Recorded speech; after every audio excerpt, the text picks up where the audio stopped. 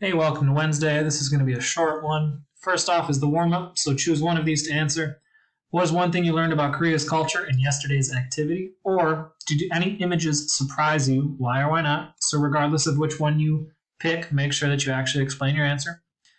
And then the Korean timeline reading activity. So before we even get into that, I'm just going to point out that you have today and tomorrow to complete the activity. So take your time, answer complete sentences, do your best, and if you don't get done, don't worry, you have to turn it in by tomorrow. So actually looking at the assignment quick, some things to point out.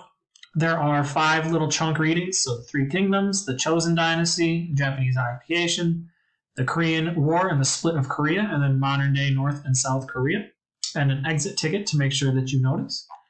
And for the resources to help you out, if you click here, there is a video of me reading each of these. And I pause, read the questions, and then at that time you should pause the video and answer the questions and then resume.